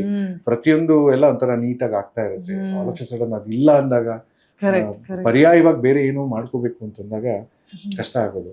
ಹಾಗೆ ಛಲ ಬಿಡದೇನೆ, ಯಾಕೆಂತಂದ್ರೆ ನಮ್ಮ ತಂದೆಯನ್ನು ಒಂದು ಲೇಬಲ್ ಇತ್ತಲ್ಲ. ಸೊ ಹಾಗಾಗಿ ನನ್ನ ಒಂದು ಪ್ರೇರಣೆ, ನನ್ನ ಒಂದು ಸ್ವಯಂ ಇದರಿಂದ ನಾನು ಬೇರೆ ಬೇರೆ ಕಡೆ ಎಲ್ಲ ಹೋಗಿ ಕಾರ್ಯಕ್ರಮಗಳು ಮಾಡೋದು, ಆಮೇಲೆ ಅವಕಾಶಗಳು ಮತ್ತೆ ಒದಗ್ತಾ ಬಂತು. ಹಾಗಾಗಿ ಹಲವಾರು ಏನು ವಿದೇಶಗಳಿಗೆ ಕಾರ್ಯಕ್ರಮಗಳನ್ನ ಕೊಡ್ತಾ ಹೋದೆ. ಆಮೇಲೆ ಕೆಲವೊಬ್ರು ಹೇಳೋದು, ನಿಮ್ಮ ಇದು ಕಲಿಕೆ ಚೆನ್ನಾಗಿರುತ್ತೆ, ನೀವು ಯಾಕೆ ಕ್ಲಾಸಸ್ ಶುರು ಮಾಡಬಹುದು ಅಂತ ಆನ್ಲೈನ್ ಕ್ಲಾಸಸ್ ಶುರು ಮಾಡಿದೆ. ಸೊ ಹಾಗಾಗಿ ಇವತ್ತು ಆನ್ಲೈನ್ ಕ್ಲಾಸಸ್ ನನಗೆ ಅದೇ ಒಂದು ದೊಡ್ಡ ಒಂದು ವೃತ್ತಿಯಾಗಿದೆ. ಸೊ ಹಾಗಾಗಿ ಆನ್ಲೈನ್ ಕ್ಲಾಸಸ್ ಮಾಡ್ತೀನಿ. ನಂದೇ ಆದಂತಹ ಗಾನ ಸಂಭ್ರಮ ಅನ್ನುವಂಥ ಒಂದು ಸಂಗೀತದ ಸಂಸ್ಥೆಯನ್ನು ಕಟ್ಟಿದ್ದೀನಿ. ಆ ಸಂಸ್ಥೆಯಲ್ಲಿ ಸಾಕಷ್ಟು ಜನ ಸ್ಟೂಡೆಂಟ್ಸ್ ಇದ್ದಾರೆ. ಅವರಿಗೆ ಹಾಡು ಹೇಳ್ಕೊಡೋದ್ರಿಂದ ಹಿಡಿದು ಅವರಿಗೆ ಪ್ರತಿಭಾನ್ವಿತ ಕಲಾವಿದರುಗಳಿಗೆ ವೇದಿಕೆಯನ್ನ ಕಲ್ಪಿಸ್ಕೊಡುವಂತಹ ಕೆಲಸಗಳನ್ನು ಮಾಡ್ತಾ ಇದ್ದೀನಿ. ಅಂದ್ರೆ ನಾವೇನ್ ಮಾಡ್ತಿದೀವಿ ಅಂದ್ರೆ, ಕನ್ನಡ ಕಟ್ಟುವಂತ ಕೆಲಸ ಅಂದ್ರೆ ಕನ್ನಡ ಕವಿಗಳ ಗೀತೆಗಳನ್ನ ಮನೆ ಮನೆಗೆ ತಲುಪಿಸುವಂತ ಕೆಲಸ. ಅದಕ್ಕೆ ನಾನು ಆ ಶೀರ್ಷಿಕೆಗೆ, ನೀವು ಹೇಗೆ ಗಂಧದ ಬೀಡು ಅಂತ ಇಟ್ಕೊಂಡಿದ್ರು ಹಾಗೆ ನಾನು ಮನೆ ಮನ ಗಾನ ಅನ್ನುವಂಥ ಒಂದು ಶೀರ್ಷಿಕೆ ಹೇಳಿ ಪ್ರತಿ ತಿಂಗಳು ಬಿಡದೆ ನಿರಂತರವಾಗಿ ಬೆಂಗಳೂರಿನ ಎಲ್ಲ ಬಡಾವಣೆಗಳಿಗೆ ಹೋಗಿ, ಅಂದ್ರೆ ಒಂದು ತಿಂಗಳಲ್ಲಿ ಒಂದು ಬಡಾವಣೆಗೆ ಹೋಗಿ ಸಂಗೀತಾಸಕ್ತರ ಮನೆಯಲ್ಲಿ ನಾವು ನನ್ನ ಸ್ಟೂಡೆಂಟ್ಸ್ ನ ಹಾಡಿಸ್ತೀನಿ ನಾನು. ಅಂದ್ರೆ ಒಂದು ಕನ್ನಡದ ಕೆಲಸ, ಇನ್ನೊಂದು ನಮ್ಮ ಸ್ಟೂಡೆಂಟ್ಸ್ಗೆ ಒಂದು ವೇದಿಕೆಯನ್ನು ಕಲ್ಪಿಸುವಂತ ಕೆಲಸ. ಈ ಎರಡು ಬಹಳ ಚೆನ್ನಾಗಿ ನಡೀತಾ ಇದೆ. 2.5 ವರ್ಷಗಳಿಂದ ನಿರಂತರವಾಗಿ ಇದನ್ನ ನಾವು ಮಾಡ್ತಾ ಇದೀವಿ. 35 ಸಂಚಿಕೆಗಳಾಯ್ತು. 35 ತಿಂಗಳಿಂದ. ಮೊನ್ನೆ ತಾನೇ ಆರ್ನಗರಲ್ಲಿ ಒಂದು ಕಾರ್ಯಕ್ರಮ ಆಯ್ತು. 35 ವರ್ಷಗಳಿಂದ ಇದನ್ನ ನಾವು ಮಾಡ್ತಾ ಇದ್ದೀವಿ. ಸೊ ಇದರಲ್ಲಿ ನಮ್ಮ ಆದ್ಯತೆ ಏನು ಅಂತಂದ್ರೆ, ಕನ್ನಡ ಗೀತೆಗಳನ್ನ ಒಲವು ಅರಿವು ಮೂಡಿಸುವಂತ ಕೆಲಸ. ಈಗಿನ ವಿದ್ಯಮಾನಗಳಲ್ಲಿ ಚಿಕ್ಕ ಮಕ್ಕಳಿಗೆ ಕುವೆಂಪು ಯಾರು, ಬೇಂದ್ರೆ ಯಾರು, ನರಸಿಂಹಸ್ವಾಮಿ ಯಾರು, ನಮ್ಮ ಕನ್ನಡದಲ್ಲಿ ಎಷ್ಟು ಸೌಖ್ಯವಾಗಿದೆ, ನಮ್ಮ ಸಾಹಿತ್ಯ ಎಷ್ಟು ಶ್ರೀಮಂತವಾಗಿದೆ, ಏನು ಗೊತ್ತಿಲ್ಲ. ಹೌದು. ಕರೆಕ್ಟ್. ಸೊ ಈ ತರ ವಿದ್ಯಮಾನಗಳಲ್ಲಿ ಮನೆಗೆ ನಾವು ಹೋಗಿ ನಮ್ಮ ಕನ್ನಡ ಗೀತೆಗಳನ್ನ, ನಮ್ಮ ಕನ್ನಡ ಕವಿಗಳನ್ನ, ಸಂಯೋಜಕರನ್ನ ಅಲ್ಲಿ ನಾವು ಬಿಂಬಿಸ್ಬೇಕು. ಅಟ್ಲೀಸ್ಟ್ ಆ ಮಕ್ಕಳಿಗೆ ಅಥವಾ ಆ ಮನೆ ಜನಗಳಿಗೆ ಅಥವಾ ಅವರ ಸಂಬಂಧಿಕರಿಗೆ ಅಥವಾ ಸ್ನೇಹಿತರುಗಳಿಗೆ ಅಟ್ಲೀಸ್ಟ್ ಕನ್ನಡ ಭಾವಗೀತೆಗಳು ಏನು ಅನ್ನೋದು ಗೊತ್ತಾಗ್ಲಿ. ಪಿಕ್ಚರ್ ಸಾಂಗ್ ಎಲ್ಲರೂ ಹಾಡ್ತಾರೆ, ಆದ್ರೆ ಭಾವಗೀತೆಗಳಿಗೆ ಅದರದೇ ಆದಂತಹ ಒಂದು ವೈಶಿಷ್ಟ್ಯತೆ ಇದೆ, ಮನ್ನಣೆ ಇದೆ, ಆಮೇಲೆ ಅದರಲ್ಲಿ ಭಾವನೆಗಳಿದೆ, ಆಮೇಲೆ ಜೀವನವನ್ನ ರೂಪಿಸಿಕೊಳ್ಳುವಂತಹ ಒಂದು ವಿದ್ಯಮಾನ ಇದೆ. ಹಾಗಾಗಿ ಭಾವಗೀತೆಗೆ ನಾನು ಒತ್ತು ಕೊಡ್ತಾ ಇದ್ದೀನಿ. ಆ ಮನೆ ಗಾನದ ಸರಣಿ ಕಾರ್ಯಕ್ರಮ ಏನಿದೆ ಅದರಲ್ಲಿ ಫಾರ್ ಎಕ್ಸಾಂಪಲ್ ಇವತ್ತು ನೀವು ಹಾಡಿದ್ರಿ ಅನ್ಕೊಳ್ಳಿ, ನಿಮ್ಮ ಗೀತೆಯನ್ನ ನಾನು ಇದೇ ತರ ವಿಡಿಯೋ ಮಾಡಿ ಅದನ್ನ ಚಂದವಾಗಿ ನಾನೇ ಡಿಸೈನಿಂಗ್ ಎಲ್ಲ ಮಾಡಿ ಅದನ್ನ ದಿನಕ್ಕೊಂದು ಗೀತೆ ಅಂತ ನಮ್ಮ ಗಾನ ಸಂಭ್ರಮ ಯೂಟ್ಯೂಬ್ ಚಾನಲ್ ಅಲ್ಲಿ ಪೋಸ್ಟ್ ಮಾಡ್ತೀನಿ. ಅದು ಅವ್ರಿಗೆ ಇನ್ನೊಂದು ಉತ್ತೇಜ. ಯಾಕೆಂತಂದ್ರೆ ನೀವು ಹಾಡಿರುವಂತ ಹಾಡನ್ನೇ ನೀವು ನಿಮ್ಮ ಫ್ಯಾಮಿಲಿ ಫ್ರೆಂಡ್ಸ್ಗೆಲ್ಲ ಕಳಿಸಿದಾಗ they feel happy and they feel proud. ಆಮೇಲೆ ಒಂದು ಅವ್ರಿಗೆ ಖುಷಿ ಆಗುತ್ತೆ, ಎರಡನೇದು ನಮ್ಮ ಗಾನ ಸಂಭ್ರಮ ಸಬ್ಸ್ಕ್ರೈಬ್ ಆಗುತ್ತೆ, ನಮ್ಮ ಗಾನ ಸಂಭ್ರಮ ಬೇರೆ ಕಡೆನೂ ಅವ್ರಿಗೂ ಮನ್ನಣೆ ಸಿಗ್ತದೆ. ಓಕೆ, ಇದೇನು ಸ್ಪೆಷಲ್ ಆಗಿ ಮಾಡ್ತಾ ಇದಾರಲ್ಲ ಅನ್ನುವಂತಹ ಒಂದು ಅಭಿವ್ಯಕ್ತಿ ಅವ್ರಿಗೂ ಮೂಡುತ್ತೆ. ಹಾಗಾಗಿ ಇದು ಒಟ್ಟಾರೆ ನನಗೆ ಒಂದು ಸಂತೋಷ ಕೊಡೋದೇನು ಅಂದ್ರೆ ಈ ಸಮುದಾಯಕ್ಕೂ ಕನ್ನಡ ಕವಿಗಳ ಗೀತೆಗಳನ್ನ ಅವರಿಗೆ ಕಲಿಸಿ ಅವರಿಗೆ ಅದರಲ್ಲಿ ಆಸಕ್ತಿ ತುಂಬುವಂತ ಕೆಲಸ ಮಾಡಬೇಕು. ಅದನ್ನ ನಾವು ಮಾಡ್ತಾ ಇದೀವಿ. ಕಷ್ಟದ ಕೆಲಸ ಮಾಡಿದ್ರು, ತುಂಬಾ ಕಷ್ಟದ ಕೆಲಸ. ಯಾಕೆಂತಂದ್ರೆ ಇವತ್ತು ನೀವು ನೋಡಿದೀರಾ ಎಲ್ಲ ಹಿಪ್ ಹಾಪ್ ಅಂತೆ, ಈ ಕೊರಿಯನ್ ಇದು ಅಂತೆ. ನಮ್ಮ ಮಕ್ಕಳುಗಳೇ ಆ ತರದ ಪಾಶ್ಚಾತ್ಯ ಜೀವನದ ಏನೋ ಸಂಗೀತಕ್ಕೆ ಒಗ್ಗೂಡ್ಬಿಟ್ಟಿದ್ದಾರೆ. ಯಾಕೆಂತಂದ್ರೆ ಇವತ್ತಿನ ವಿದ್ಯಮಾನಗಳಲ್ಲಿ ಅವಾಗೆಲ್ಲ ನಾವು ಚಿಕ್ಕವರಿದ್ದಾಗ ಒಂದು ಡಿ.ಡಿ 1 ಇಲ್ಲ ಡಿ.ಡಿ 9 ಅಥವಾ ಚಂದನ ಏನು ಇರ್ಲಿಲ್ಲ ಅವಾಗ. ಈಗ ನಿಮ್ಗೆ ಟಿವಿ ಆನ್ ಮಾಡಿದ್ರೆ ಅವಾಗೆಲ್ಲ ನಿಮ್ಗೆ ಇದು ಶೋ ಎಲ್ಲಿತ್ತು ನಮ್ಗೆ, ಇವಾಗೆಲ್ಲ ನಮ್ಗೆ ಸಾರೆಗಮ ಅಂತೆ ಇದಂತೆ ರಿಯಾಲಿಟಿ ಶೋಗಳು ಎಲ್ಲಿತ್ತು. ಈಗ ನಿಮ್ಗೆ ಎಷ್ಟಿದೆ ರಿಯಾಲಿಟಿ ಶೋಗಳಿದೆ, ಅವಕಾಶಗಳಿದೆ. ಸೊ ಅದೇ ತರ ಮಕ್ಕಳುಗಳು ಅಪ್ಡೇಟ್ ಆಗ್ತಾ ಇದಾರೆ, ಅಪ್ಗ್ರೇಡ್ ಆಗ್ತಾ ಇದಾರೆ. ಸೊ ಹೊಸ ಟ್ಯಾಲೆಂಟ್ಗಳು ಬರ್ತಾ ಇದೆ. ಸೊ ಈ ತರ ವಿದ್ಯಮಾನಗಳಲ್ಲಿ ಏನಾಗುತ್ತೆ ಅಂದ್ರೆ ಮಕ್ಕಳುಗಳಿಗೆ ಆದಷ್ಟು ಆಕರ್ಷಣೆ ಆಗೋದು ಈ ಪಾಶ್ಚಾತ್ಯ ಸಂಗೀತಗಳೇ. ಅವರ ಏನಂತಾರೆ, ಅವ್ರ ಜೊತೆ ಇರೋರು ಈ ಸಂಘಗಳು, ಐ ಮೀನ್ ಏನಂತಾರೆ, ಫ್ರೆಂಡ್ಸ್ಗಳು ಹಾಗೆ ಇರ್ತಾರೆ, ಫ್ರೆಂಡ್ ಸರ್ಕಲ್ಸು ಹಾಗೆ ಇರುತ್ತೆ. ಆ ಇದರಲ್ಲಿ ವಿದ್ಯಮಾನಗಳಲ್ಲಿ ನಾವು ಅವ್ರನ್ನ ಎಳ್ಕೊಂಡು ನಮ್ಮ ಸಂಸ್ಕೃತಿಗೆ ಎಳ್ಕೊಂಡು ಇದು ನಮ್ಮ ಗೀತೆ, ಇದು ನಮ್ಮ ಇದು ಅಂತ ತೋರಿಸ್ಬೇಕಲ್ಲ ನಾವು. ಅದು ಕಷ್ಟದ ಕೆಲಸ, ಆದ್ರೂ ವಿ ಆರ್ ಡೂಯಿಂಗ್ ಇಟ್. ತಂದೆ ನಿಮಗ್ ಮಾಡಿದನ ನಾವು ಕಲ್ತಿರುವಂತದನ್ನ ಸಮಾಜಕ್ಕೆ ಕೊಡುಗೆಯಾಗಿ ಕೊಡ್ಬೇಕು ಅನ್ನೋದೇ ನನ್ನ ಆಸೆ. ಅಟ್ಲೀಸ್ಟ್ ಯಾರೋ ಒಬ್ರು ನಮ್ಮಿಂದ ಪ್ರೇರೇಪಿತರಾಗಿ ಅವರ ಜೀವನದ ಶೈಲಿಯನ್ನ ಚೇಂಜ್ ಮಾಡಿಕೊಂಡು ಅಥವಾ ಸಂಗೀತ ಸಾಹಿತ್ಯದ ಬಗ್ಗೆ ಅರಿವು ಮೂಡಿಸ್ಕೊಂಡು ಒಲವು ಮೂಡಿಸ್ಕೋತಾರಲ್ಲ, ತುಂಬಾ ದೊಡ್ಡದು.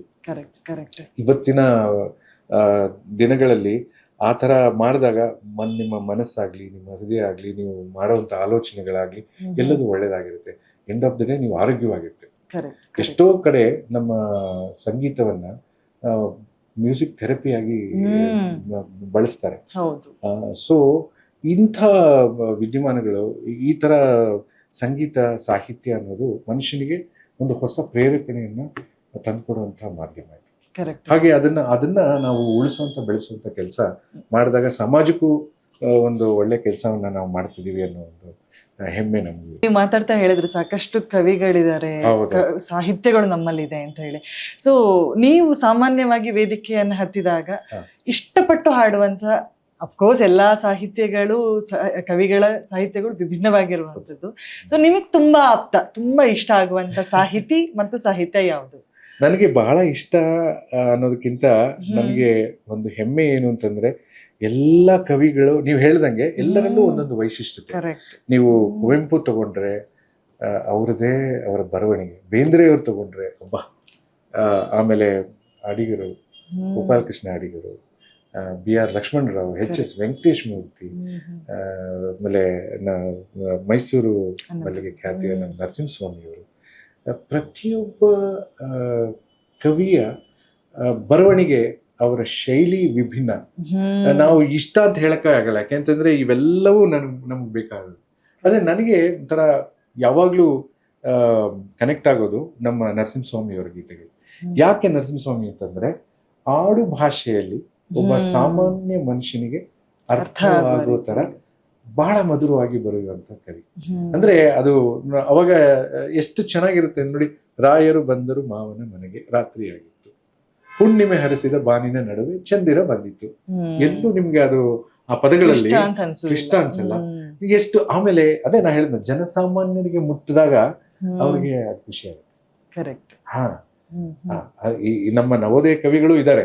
ನಾ ಹೇಳಿದ್ನಲ್ಲ, ಕುವೆಂಪು ಅವರು ಬರೆದಿರುವಂತಹ ಗೀತೆಗಳು ಅನಂತ ದಿಂ ದಿಗಂತ ದಿಂ ಅನಂತತಾ ದಿಗಂತ ದಿಂ ನೋಡೆ ನೋಡೆ ಮೂಡಿ ತಂದು ಮೋಡ ಗೋಪುರ ಗಿರಿಯ ಭಿತ್ತರ ಶಿಖರದೆತ್ತರ ಅನುಭವಿಸುವ ರಸ ಋಷಿಮತಿ ಗತಿ ಮಹತ್ತರ. ನನ್ಗೆ ನಿಮ್ಗೆ ಅರ್ಥ ಆಗತ್ತಿಲ್ಲ. ನಾ ಹೇಳಿದ್ನಲ್ಲ, ನಮ್ಮನ್ನ ಬಿಟ್ಟು ಇನ್ನೊಂದು ಪಂಗಡಕ್ಕೆ ನಾವು ಅರ್ಥ ಮಾಡಿಸ್ಬೇಕು ಅಂದಾಗ ಹರಸಾಹಸ ಮಾಡ್ಬೇಕು. ಅದೇ ಇದು ನೋಡಿ, ಶಾನುಭೋಗರ ಮಗಳು, ತಾಯಿ ಇಲ್ಲದ ಚೆಲುವೆ, ಆತರ ಬಲುಜಾಣೆ ಗಂಭೀರೆ, ಹೆಸರು ಸೀತಾದೇವಿ, 12 ತುಂಬಿಹುದು ಮದುವೆ ಇಲ್ಲ. ಎಷ್ಟ್ ಚೆನ್ನಾಗಿದೆ ಅಲ್ವಾ?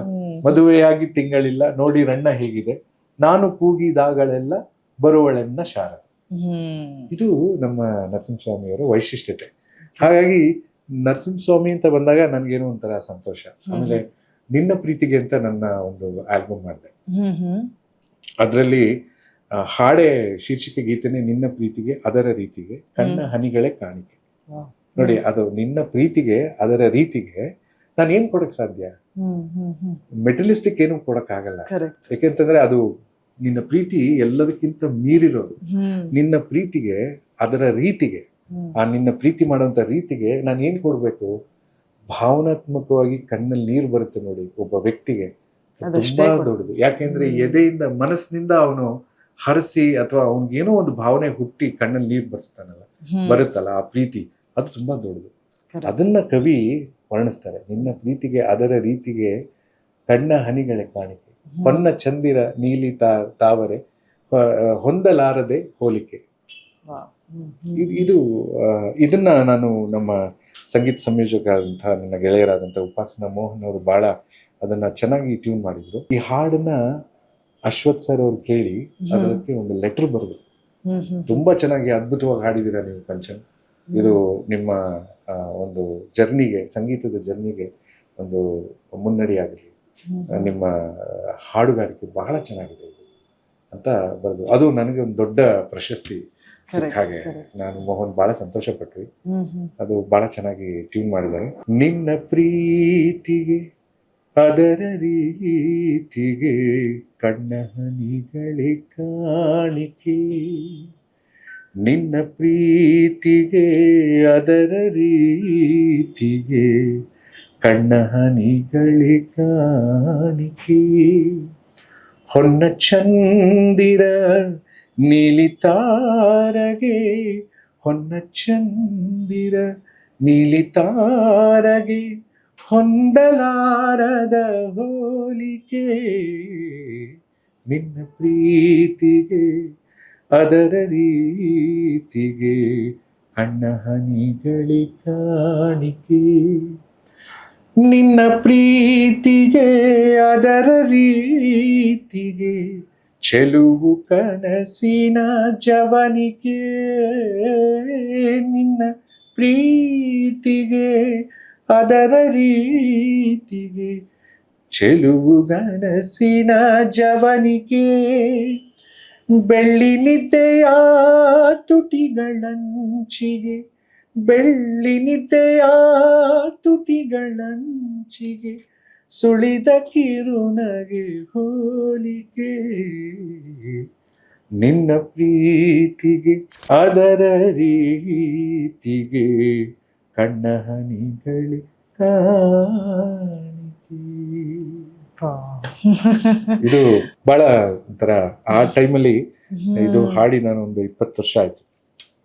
ಬಹಳ ಚೆನ್ನಾಗಿ ಆ ಎಂಟೈರ್ ನಿನ್ನ ಪ್ರೀತಿಗೆ ಅನ್ನುವಂತಹ ಗೀತೆ, ಐ ಮೀನ್ ಒಂದು ಆಲ್ಬಮ್ ಅಲ್ಲಿ 8 ಕನ್ನಡ ಕವಿಗಳ ಗೀತೆಗಳನ್ನು ತಗೊಂಡ್ವಿ. ಅದರಲ್ಲಿ ನರಸಿಂಹಸ್ವಾಮಿಯವರ ಗೀತೆ ಇದು. ಆಮೇಲೆ ನಾನು ಕಾರ್ಯಕ್ರಮಗಳಿಗೆ ಹೋದಾಗ ನರಸಿಂಹಸ್ವಾಮಿಯವರ ಮೈಸೂರು ಮಲ್ಲಿಗೆಯಲ್ಲಿ ಬರುವಂಥ ಎಲ್ಲ ಹಾಡುಗಳನ್ನು ಹಾಡ್ತೀನಿ ಆಲ್ಮೋಸ್ಟ್. ಓಕೆ.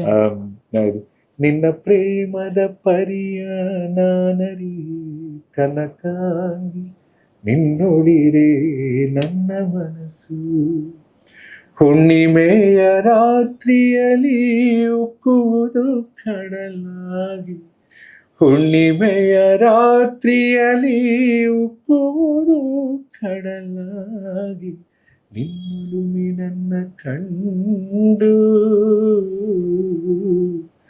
ನಿನ್ನೊಳಿರೆ ನನ್ನ ಮನಸ್ಸು.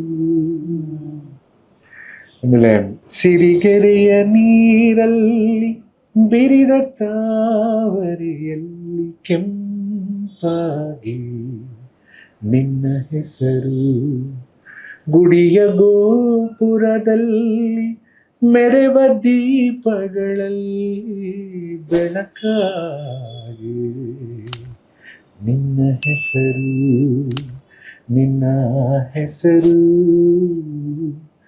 ನಿನ್ನ ಹೆಸರು ಜೋಯಿಸರ ಹೊಲದೊಳಗೆ ಕುಡಿವ ಕೆಂಗರುವಿನ ಕಣ್ಣಲ್ಲಿ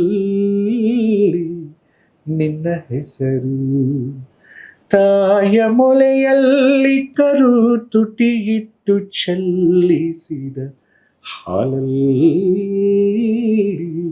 ನಿನ್ನ ಹೆಸರು ಮರೆತಾಗ ತುಟಿಗೆ ಬಾರದೆ ಮೂಡಮರೆಯೊಳಗೆ ಬೆಳದಿಂಗಳು ನಿನ್ನ ಹೆಸರು ನೆನೆದಾಗ ಕಣ್ಣ ಮುಂದೆಲ್ಲ ಹುಣ್ಣಿಮೆಯೊಳಗೆ ಹುಮಾನ ನಿನ್ನ ಹೆಸರು ನಿನ್ನ ಹೆಸರು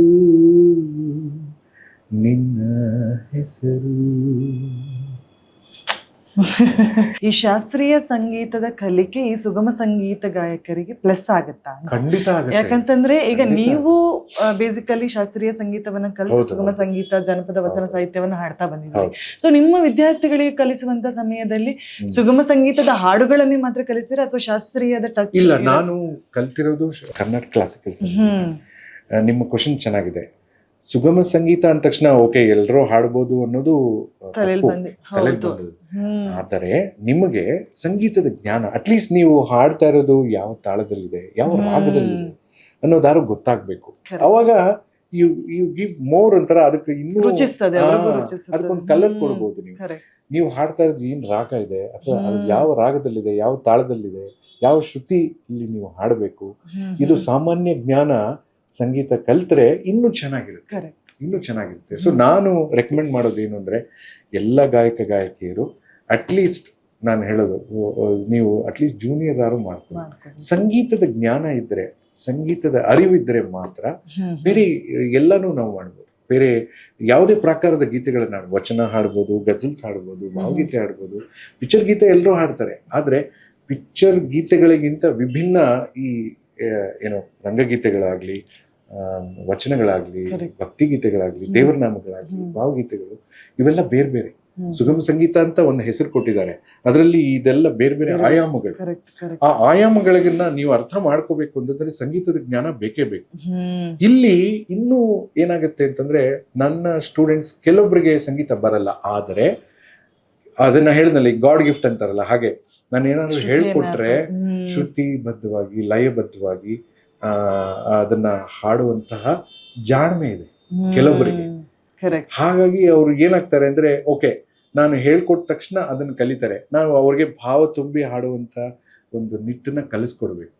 ಅಂದ್ರೆ ನಾನು ಏನ್ ಮಾಡ್ತೀನಿ, ಹಾಡು ಕಲಿಸೋದಷ್ಟೇ ಅಲ್ಲ, ಆ ಹಾಡಿನ ಒಂದು ಏನಿದೆ ಅದು ಅದರ ಒಂದು ಜಾಡಿ ಏನಿದೆ ಅದನ್ನ ತಿಳಿಸ್ಬೇಕು ಅವ್ರಿಗೆ. ಆ ಹಾಡು ಏನು ಅದು ಅನ್ನೋದನ್ನ ಫಸ್ಟು ಒಂದು ಥಿಯರಿ ಅವ್ರಿಗೆ ಮಾಡಿಬಿಟ್ಟು ಆಮೇಲೆ ಹಾಡು ಕಲಿಸಿದ್ರೆ ಅವ್ರಿಗೆ ಅರ್ಥ ಆಗುತ್ತೆ. ಸುಮ್ಮನೆ ನಾನು ಓಕೆ ಇವತ್ತೊಂದು ಸಾಂಗ್ ಬಂದಿದೆ ಇದನ್ನ ಹೇಳ್ಕೊಡ್ತೀನಿ, ಇಲ್ಲ ಅದು ಏನಕ್ಕೆ ಬಂತು, ಯಾಕೆ, ಯಾರು ಹಿನ್ನೆಲೆಗಳನ್ನ ಅದನ್ನ ಹೇಳಿದ್ರೆ ಅರ್ಥ ಆಗುತ್ತೆ. ಸೊ ಕೆಲವೊಬ್ರಿಗೆ ಕೆಲವೊಂದ್ಸರಿ ಏನಾಗುತ್ತೆ ಅಂದ್ರೆ, ಫಾರ್ ಎಕ್ಸಾಂಪಲ್ ನೀ ಹಿಂಗ ನೋಡಬೇಡ ನನ್ನ, ಎಷ್ಟೋ ಜನ ಅನ್ಕೋತಾರೆ ಅದು ಲವ್ ಸಾಂಗ್ ಅಂತ. ಅಲ್ಲ, ಬೇಂದ್ರೆಯವ್ರು ಬರ್ದಿರೋ ಹಾಡೆ ನೀ ಹಿಂಗ ನೋಡಬೇಡ ನನ್ನ, ತಿರುಗಿ ನಾ ಹೆಂಗ ನೋಡಲೇ ನಿನ್ನ. ಮೇಲ್ನೋಟಕ್ಕೆ ಇದು ನೋಡಿದಾಗ ನಿಮ್ಗೆ ಅನ್ಸ್ಬೋದು ಇದು ಲವ್ ಸಾಂಗ್ ಅಂತ. ಅಲ್ಲ, ಅದು ಸಂದರ್ಭನೇ ಬೇರೆ. Correct. ತನ್ನ ಸ್ವಂತ ಮಗ ಸತ್ತು ಹೋದಾಗ ತಾಯಿ ಅಲ್ಲಿ ಕೂತ್ಕೊಂಡು ಅಳ್ತಾ ಇರ್ತಾಳೆ, ಬೇಂದ್ರೆ ಅವ್ರು ಬರ್ತಾರೆ, ಅವಳು ಅಂದ್ರೆ ಮಡದಿ ಅವ್ರನ್ನ ನೋಡುವಂತ ಸನ್ನಿವೇಶವನ್ನ ಬಹಳ ಚೆನ್ನಾಗಿ ನೋಡಿ. ಯಾರು ಆ ಸಂದರ್ಭಿಕವಾಗಿ ಒಬ್ಬ ಕವಿ ಹೆಂಗ್ ಬರೀತಾರೆ, ಆ ಸಂದರ್ಭನ ಇಟ್ಕೊಂಡು ಬರೀತಾರೆ. ಅಂದ್ರೆ ಎದೆಯಲ್ಲಿ ಎಷ್ಟು ನೋವು ಇರಬಹುದು, ಕೊಡ್ಲಿಕ್ಕೂ ನನ್ನಲ್ಲಿ ಏನಿಲ್ಲ ನೀನ್ ಹಂಗ್ ನೋಡಿದ್ರೆ ಅಂತೆಲ್ಲ ಹೇಳುವಂತ ಅದು ಒಂಥರ ಭಾರವಾದಂತ ಮನಸ್ಸಲ್ಲಿ ಹೇಳುವಂತ ಸನ್ನಿವೇಶಗಳು. ಈ ಕೆಲವೊಬ್ರು ಜನಸಾಮಾನ್ಯರಿಗೆ ಅದು ಅರ್ಥನೇ ಆಗಲ್ಲ, ಲವ್ ಸಾಂಗ್ ಅನ್ಕೊಂಡ್ಬಿಡ್ತಾರೆ. ಇದನ್ನ ಒಬ್ಬ ಗುರುವಾಗಿ ನಮ್ಮ ಜವಾಬ್ದಾರಿ ಏನು ಅಂತಂದ್ರೆ, ಎಲ್ಲಾ ಗುರುಗಳು, ನಾನು ಅಂತಲ್ಲ, ಯಾರೇ ಗೀತೆಗಳನ್ನ ಹೇಳ್ಕೊಡ್ತಾರಂತ ಬಹಳಷ್ಟು ಏನು ಸಂಗೀತ ಶಾಲೆಗಳಿದೆ, ಅವ್ರುಗಳನ್ನ ಹೇಳೋದಿಷ್ಟೇ. ಬಹುಶಃ ಅವರೆಲ್ಲ ಮಾಡ್ತಿರ್ತಾರೆ. ನೀವು ಹೇಳ್ಕೊಡ್ಬೇಕಾದ್ರೆ ಆ ಗೀತೆಯ ತಾತ್ಪರ್ಯವನ್ನ ಅಟ್ಲೀಸ್ಟ್ ನಿಮ್ ಸ್ಟೂಡೆಂಟ್ಸ್ ಹೇಳಿದಾಗ ಅಟ್ಲೀಸ್ಟ್ ಅವ್ರಿಗೆ ಅರ್ಥ ಆಗುತ್ತೆ. ಅವಾಗ ಯಾರ್ಯಾರ ಕವಿಗಳ ಸಾಹಿತ್ಯಗಳು ಹೇಗಿದೆ. ಈಗ ನಾನು ನೋಡಿ ಎಷ್ಟು ಗಂಭೀರವಾಗಿದೆ ಗೋಪಾಲಕೃಷ್ಣ ಅಡಿಗರ ಕೆಲವು ಹಾಡುಗಳಂತೂ ಅದು ಬೇರೆ ಲೆವೆಲ್ಗೆ ಹೋಗುತ್ತೆ. ಅಳುವ ಕಡಲಳು ತೇಲಿ ಬರುತ್ತಲಿದೆ ನಗೆಯ ಹಾಯಿದು, ನಾವು ಊಹೆ ಮಾಡ್ಕೊಳಕ್ಕೆ ಆಗಲ್ಲ.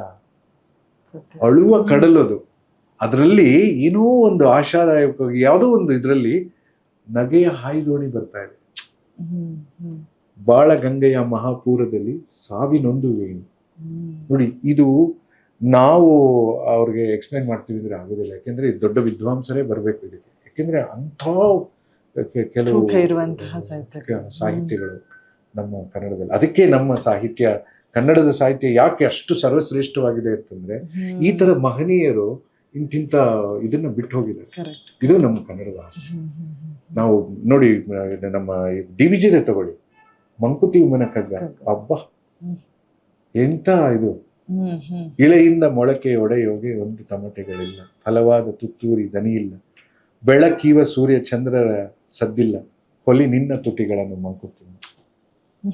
ನಾನು ಅದನ್ನೇ ಕೇಳ್ಬೇಕು ಅನ್ಕೊಂಡೆ. ಯಾಕೆಂತಂದ್ರೆ ಈಗ ಸುಗಮ ಸಂಗೀತ ಗಾಯನ ಅನ್ನುವಂಥದ್ದು ಒಂದು ವಿಭಿನ್ನವಾದ್ರೆ, ಅದರಲ್ಲಿ ವಚನ ಸಾಹಿತ್ಯವನ್ನ ಹಾಡೋದಾಗಿರ್ಬೋದು, ಜಾನಪದ ಗೀತೆಗಳನ್ನ ಹಾಡೋದಾಗಿರ್ಬೋದು, ಇದೊಂದು ಡಿಫ್ರೆಂಟ್ ಶೈಲಿ ಅಂತಾನೆ, ಶೈಲಿನೇ ತುಂಬಾ ವಿಭಿನ್ನವಾಗಿರುವಂತದ್ದು. ನೀವು ಭಾವಗೀತೆನ ರಂಗಗೀತೆಗೆ ಬಂದಾಗ ಭಾವಗೀತೆ ತರ ಹಾಡಕ್ ಆಗೋದಿಲ್ಲ. ಆಮೇಲೆ ರಂಗಗೀತೆಗೆ ಅದರದೇ ಆದಂತ ಟೊನಾಲಿಟಿ ಬೇರೆ ಇರುತ್ತೆ.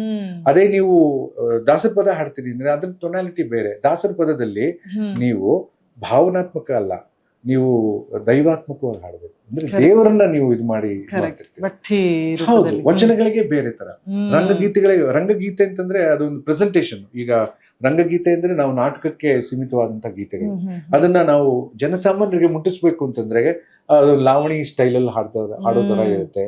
ಅದನ್ನೆಲ್ಲ ನಾವು ತುಂಬಾ ಮಾಧುರ್ಯತೆಯಿಂದ ಹಾಡೋದಕ್ಕಾಗಲ್ಲ. ಆ ಜಲಕ್ಕೆ ನಮ್ಮೆ ತೋರಿಸಬಹುದು ಸರ್, ಯಾಕಂದ್ರೆ ವಚನದಲ್ಲಿ ಯಾವ ತರ ಚೇಂಜ್ ಆಗುತ್ತೆ, ರಂಗಗೀತೆಗಳಲ್ಲಿ ಯಾವ ತರ ಚೇಂಜ್ ಆಗುತ್ತೆ. ನೋಡಿ, ರಂಗಗೀತೆ ಅಂತಂದಾಗ ನಮ್ಗೆ ತಾಯೇ